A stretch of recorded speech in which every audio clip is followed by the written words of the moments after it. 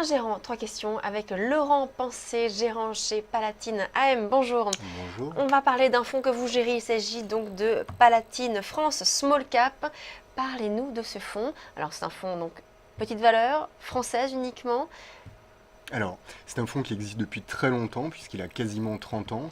Il y a un historique qui est très important dans la société de gestion, qui était San Paolo, qui est maintenant la banque Palatine. Donc c'est un des plus vieux fonds de la place. Et c'est un fonds qui est uniquement dédié aux petites capitalisations françaises. Alors à la marge, je mets quelques petites valeurs allemandes, mais c'est uniquement français en théorie. C'est un fonds qui est maintenant PEA-PME, puisque vous savez qu'on bénéficie donc maintenant de cette nouvelle réglementation. Et c'est un fonds qui est extrêmement nerveux, puisqu'il a très peu de lignes. C'est un fonds qui va coller la volatilité des marchés, qui est très importante, et c'est un fonds qui tourne beaucoup. Alors, voilà, donc on a compris donc le concept du fonds. Parlez-nous maintenant de votre stratégie de gestion. Comment est-ce que vous allez sélectionner chaque valeur, toutes ces valeurs françaises? Donc, il y a un critère déjà de valorisation, j'imagine. Non, pas de valorisation, de capitalisation, pardon. Alors, il y a un critère et de capitalisation et de valorisation. Donc, en fait, sur ce type de valeur, vous allez chercher des capitalisations qui vont tourner autour de jusqu'à 3 milliards d'euros environ. Il n'en demeure pas moins qu'à la marge, vous pouvez aller plus haut ou plus bas. Donc c'est un fonds qui est très limité dans son nombre de lignes, puisque nous tournons environ avec 25 lignes, et que nous n'hésitons pas, lorsque l'objectif de cours est atteint, à complètement couper la valeur, quitte à y revenir plus tard si les nouvelles sont différentes. Donc toute la stratégie, comme tout bon gérant de valeur moyenne qui se respecte, c'est de la sélection de valeurs. Donc vous allez voir les sociétés, donc contrairement aux grandes capitalisations, vous avez accès directement au directeur général, au directeur financier, vous allez voir les sites de production, donc c'est beaucoup plus intéressant que la grande capitalisation. Et donc à partir de là, vous construisez votre portefeuille. Donc c'est vraiment, surtout d'abord, une analyse fondamentale de la valeur, avec la rencontre du management, Bien sûr. des données comptables, ce genre de choses. Il y a pas trop de, on va dire, il y a une question de timing aussi, de valorisation, vous en parliez. Comment est-ce que vous allez faire l'arbitrage justement entre plusieurs valeurs? Alors en fait, il est préconisé sur ce type de PCVM d'être investi au moins à 3 ans.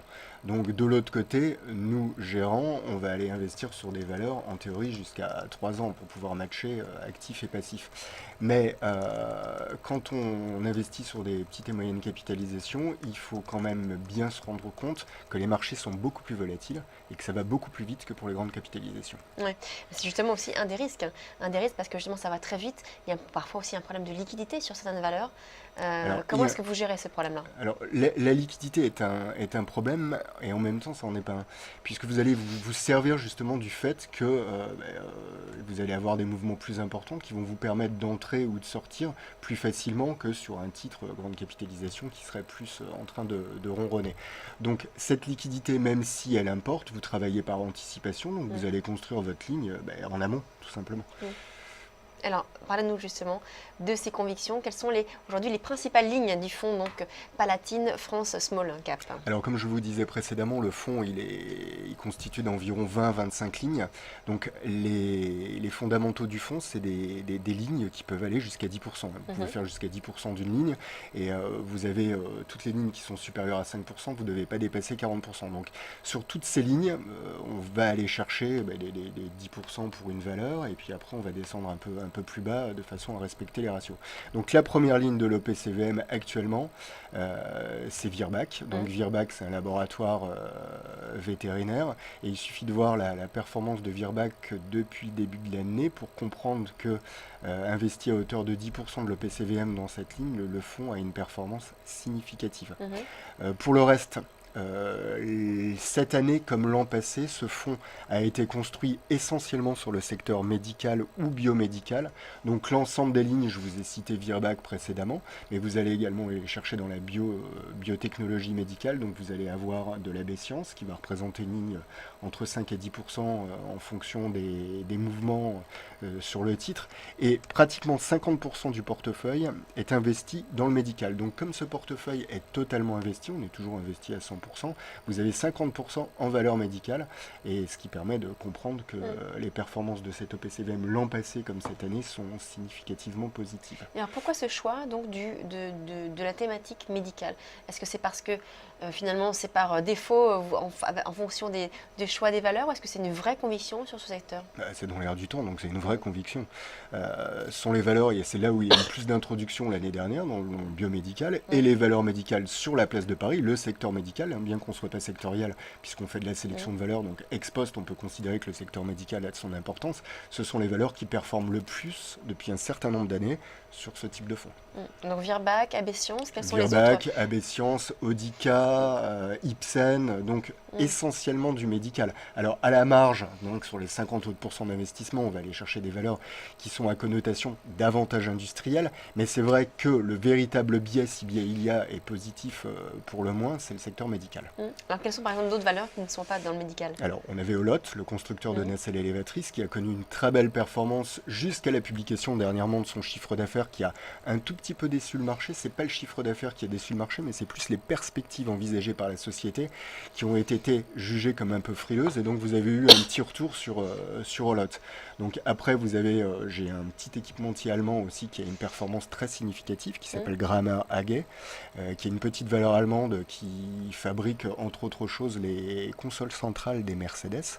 Donc comme Mercedes se porte particulièrement bien, cette valeur se porte particulièrement bien. Sauf aujourd'hui. Sauf aujourd'hui, on construira quand même encore des voitures, et puis on leur mettra des consoles centrales. Donc vous avez une vingtaine de valeurs, mais je vous dis, il y en a une douzaine qui doivent être médicales, et donc à la marge, vous avez très peu de valeurs industrielles ou autres. En tout, vous avez combien donc de valeurs? À vendredi, il devait y en avoir 23.